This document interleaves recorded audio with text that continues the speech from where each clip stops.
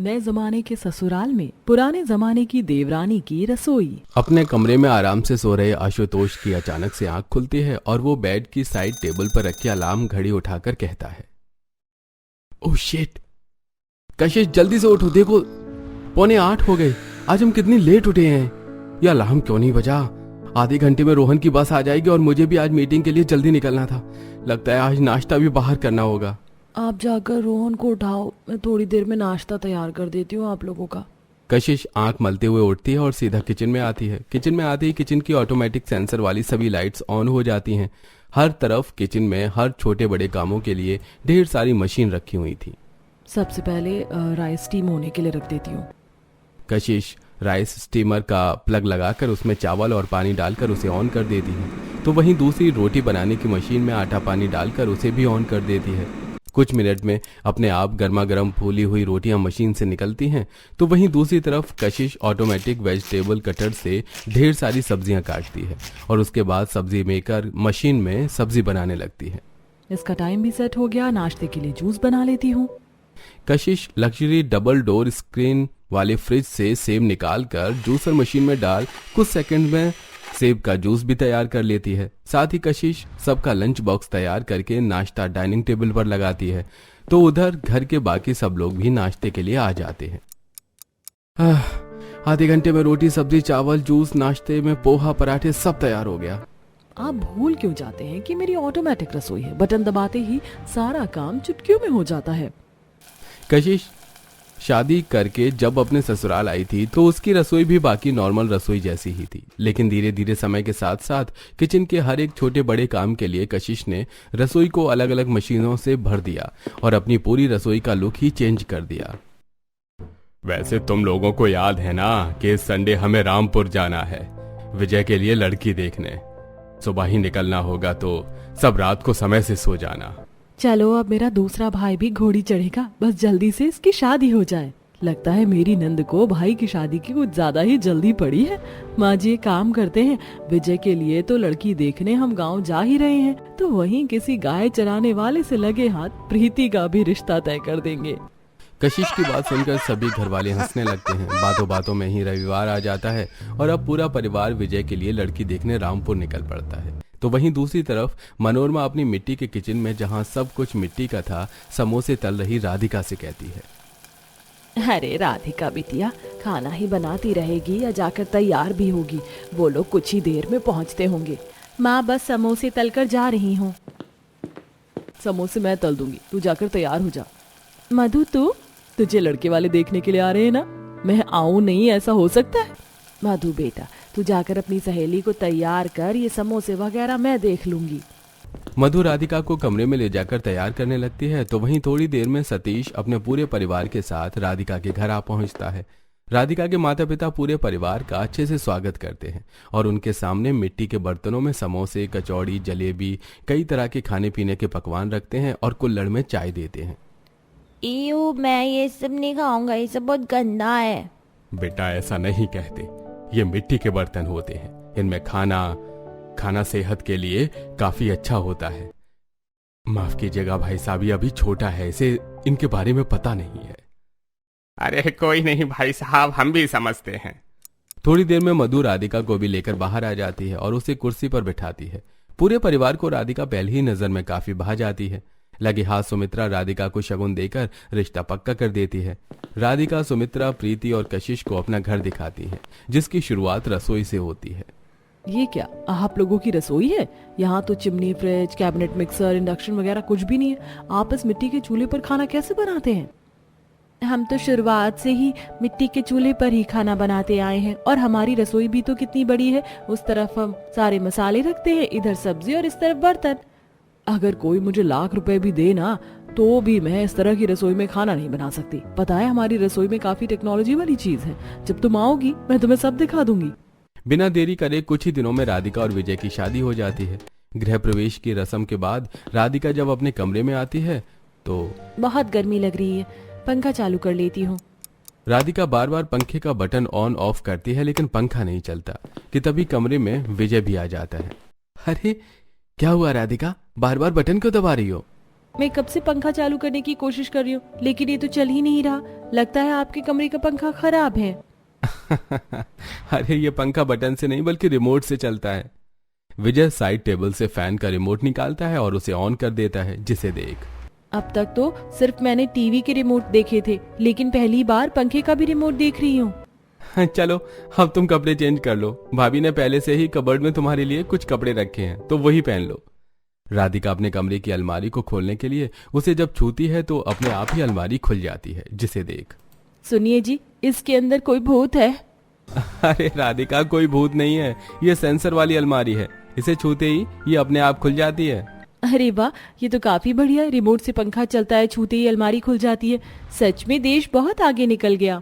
विजय राधिका की बातों पर हंसने लगता है और अब इसी तरह शादी का दिन गुजरता है और आज राधिका की पहली रसोई की रस्म होती है। राधिका की जेठानी उसे रसोई में लेकर जाती है और जैसे ही वो लोग रसोई में कदम रखते हैं, अंधेरे वाली रसोई में सारी लाइट्स अपने आप ऑन हो जाती हैं। हमारी रसोई में कदम रखते ही सारी लाइट अपने आप कैसे चालू हो गई?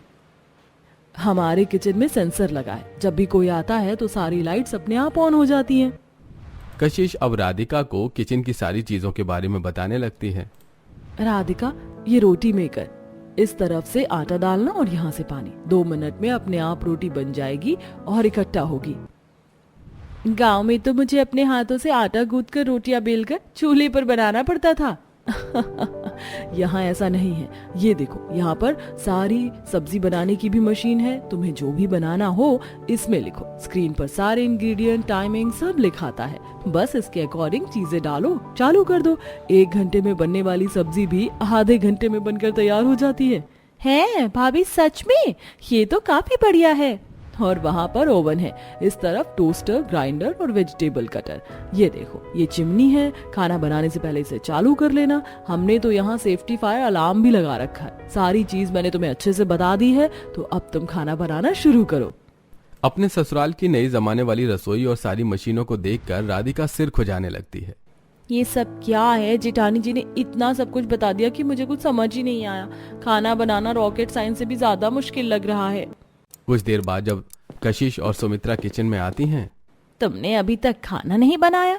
माँ जी, जेठानी जी ने सभी मशीनों के बारे में बता तो दिया, लेकिन मुझे कुछ समझ ही नहीं आया।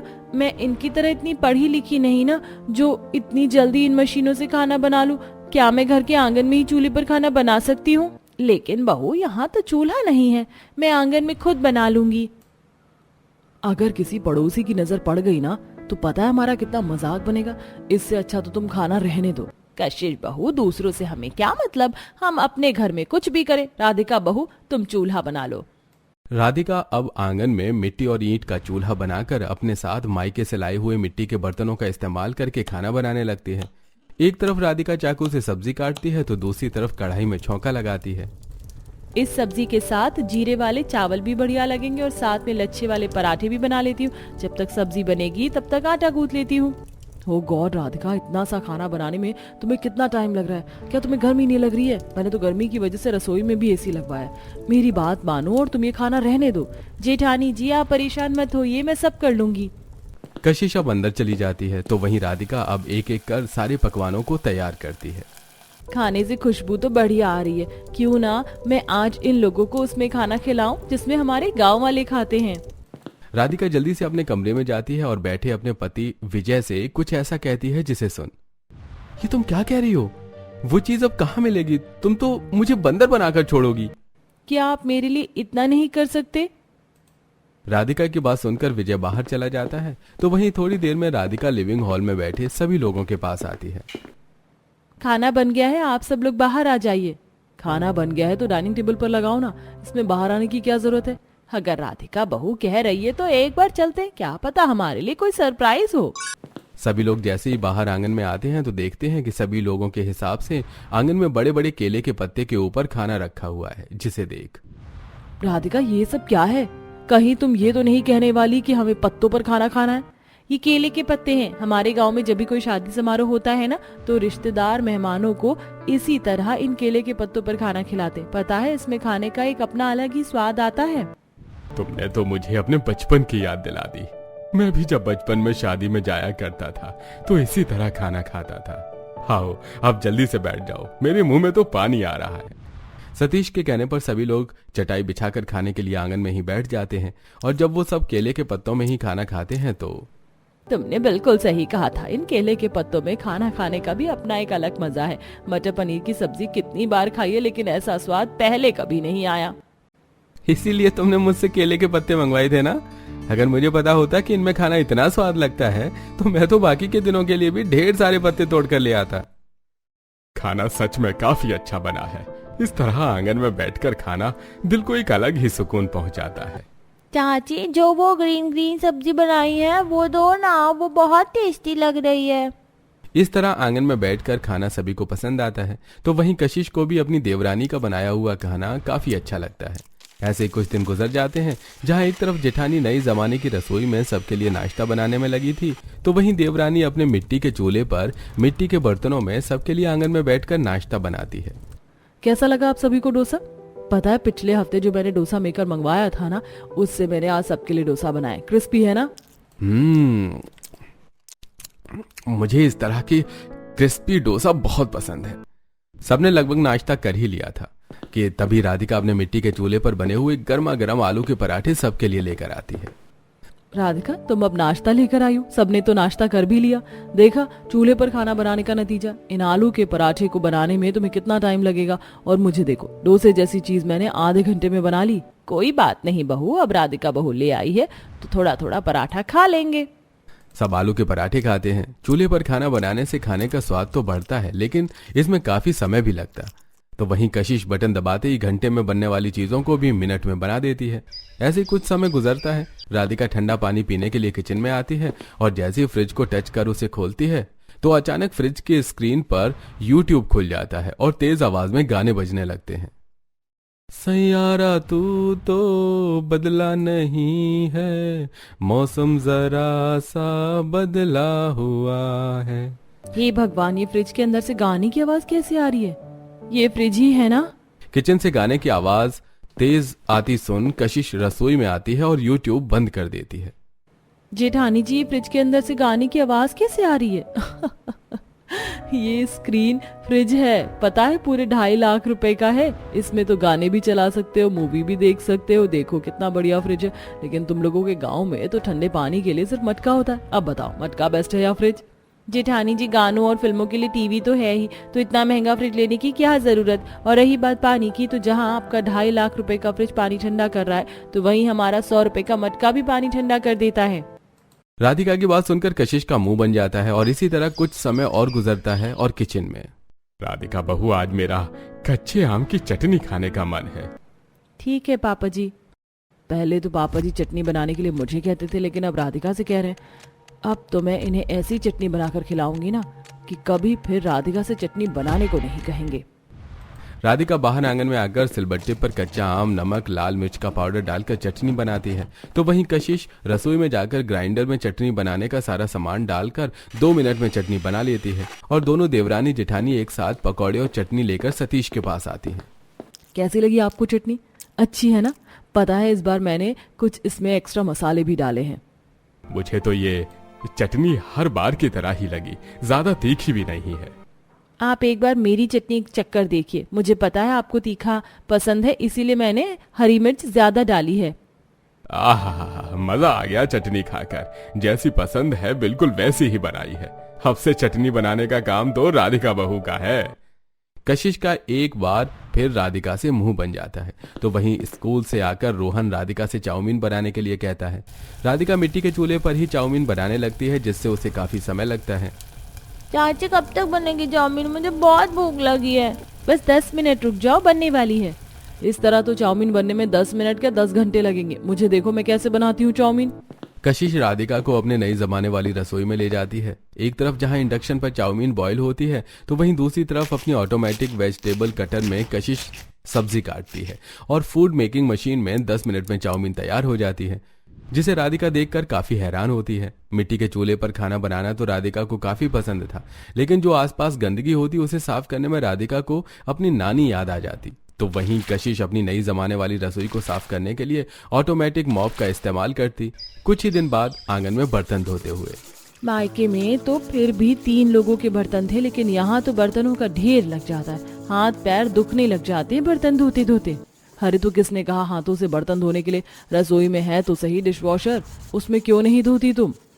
कशिश राधिका के साथ सारे बर्तन उठाकर किचन में ले जाती है और फिर उन्हें डिश वॉशर में लगा देती है और प्लग लगाकर बटन दबा देती है और 5 मिनट में सारे बर्तन चमक जाते हैं। इसी तरह कुछ समय गुजरता है। राधिका चूल्हे पर खाना बना रही होती है कि तभी चूल्हे की आग की चिंगारी राधिका की साड़ी के पल्लू पर जा लगती है, जिससे उसकी साड़ी के पल्लू पर आग लगने लगती है। तभी वहां अचानक विजय आ जाता है और जल्दी से आग बुझा देता है। राधिका, कहाँ खोई हुई थी तुम? तुम्हारी साड़ी के पल्लू में आग लगी और तुम्हें पता भी नहीं चला। माफ कीजिएगा जी, खाना बनाने के चक्कर में मेरा ध्यान ही नहीं गया। जहां एक छोटी सी गलती से आज राधिका के साथ हादसा हो सकता था, तो वहीं अगले दिन जब राधिका घर में बने मंदिर में पूजा करने के बाद रसोई में पूजा के लिए आती है तो धुएं की वजह से रसोई में लगे फायर अलार्म बजने लगते हैं और आग बुझाने के लिए उनसे पानी गिरता है, जिससे राधिका पूरा भीग जाती है। तो वहीं फायर अलार्म की आवाज सुनकर सभी लोग भागे भागे रसोई में जाते हैं और राधिका को कुछ तरह देख। ओ माय गॉड भाभी, आप ठीक तो है ना? ये फायर अलार्म क्यों बजा? तुमने राधिका के हाथ में आरती की थाली नहीं देखी? लगता है धुएं की वजह से फायर अलार्म बजा है। राधिका तुम भी ना। सभी हंसने लगते हैं और यूं ही कुछ समय गुजर जाता है। डाइनिंग टेबल पर देखो, हमारे बॉस आने वाले हैं। खाना ऐसा बनाना कि उन्हें इतना पसंद आए जिससे वो हमारा प्रमोशन कर दें। वो खाने के काफी शौकीन हैं। खाने से उनका दिल जीता जा सकता है। अरे आप उसकी फिक्र मत कीजिए, मैं हूं ना। मैं अपनी नई जमाने वाली रसोई में सब कुछ एक से बढ़कर एक बनाऊंगी। राधिका तुम घर के बाकी काम देख लेना और खाने की जिम्मेदारी तुम मुझ पर छोड़ दो। अगले दिन कशिश अपनी नई जमाने वाली रसोई में खाना बनाने लगती है। तभी मोहल्ले में ट्रांसफार्मर में आग लग जाती है, जिससे सारे मोहल्ले की लाइट चली जाती है। अब मैं क्या करूं? बिना लाइट के तो मैं खाना नहीं बना सकती। कुछ ही देर में इनके बॉस भी आने वाले हैं। क्या खिलाएंगे हम उन्हें? भाभी आप चाहो तो हम चूल्हे पर खाना बना सकते हैं। थोड़ा टाइम लगेगा, लेकिन अगर दोनों मिलकर बनाएंगे तो जल्दी बन जाएगा। क्या इतने बड़े कंपनी के मालिक को हम तुम्हारे चूल्हे पर बना हुआ खाना खिलाएंगे? ये वक्त बहस करने का नहीं है, एक दूसरे की मदद करो। जल्दी खाना बनाओ, कहीं ऐसा ना हो तुम दोनों के पति ही घर पर बैठ जाएं। सुमित्रा की बात सुनकर अब दोनों बहुएं जल्दी से आंगन में आती हैं। एक तरफ जहां कशिश सारी सब्जियां काट रही होती है तो वहीं दूसरी तरफ राधिका अपनी मिट्टी के चूल्हे पर पूड़ी बनाती है। लाइट जाने की वजह से राधिका अब आंगन में ही मोमबत्ती जलाकर केले के पत्ते पर खाना परोस देती है। और जब आशुतोष और विजय के साथ उनके बॉस घर जाकर आंगन में चटाई पर केले के पत्तों पर परोसा हुआ खाना देखते हैं तो ये देखकर तो मुझे अपने गांव की याद आ गई। हमारे गांव में इसी तरह पत्तों पर खाना खाया जाता है। मैं तो तरस गया था इस तरह खाना खाने के लिए। इतने बड़े कंपनी के मालिक की ऐसी बातें सुनकर सभी लोग काफी हैरान होते हैं। तो वहीं जब कंपनी का बॉस खाना खाता है तो राधिका हाथ पंखे से उन्हें हवा करती है। मैं आज तक जितने भी एम्प्लॉइज के घर पर गया हूँ, सब मुझे इम्प्रेस करने के लिए कुछ बिल्कुल फैंसी अरेंजमेंट कर देते हैं, जो मुझे कुछ ज्यादा खास पसंद नहीं है। लेकिन जिस तरह के खाने का आपने अरेंजमेंट किया है, ये मुझे काफी अच्छा लगा। मैं जानता हूँ ये सारा खाना मिट्टी के बर्तनों में बना है। आपने मेरा दिल खुश कर दिया। अब तुम लोगों का प्रमोशन पक्का है। ये बात सुनकर सभी लोग काफी खुश होते हैं। तो वहीं कुछ देर में खाना खाकर बॉस चले जाते हैं। फिर लाइट आ जाती है। गर्मी से सभी लोग परेशान थे, इसलिए कशिश अब अपनी नई जमाने वाली रसोई में जाकर सबके लिए शेक बनाकर लाती है। कितना बढ़िया शेक बनाया है आपने। आपकी मिक्सर भी कमाल की है, कुछ भी बना देती है। अब तो तुम दोनों को समझ आ ही गया होगा कि कशिश बहू की नए जमाने और तुम्हारी पुराने जमाने की रसोई में कोई भी बुराई नहीं है। लाइट चले जाने पर जिस तरह राधिका बहू की पुराने जमाने वाली रसोई काम आई, उसी तरह लाइट आ जाने पर कशिश बहू की नए जमाने वाली। आज तुम दोनों को मिलकर काम करने की वजह से ही दोनों बेटों का प्रमोशन हुआ है।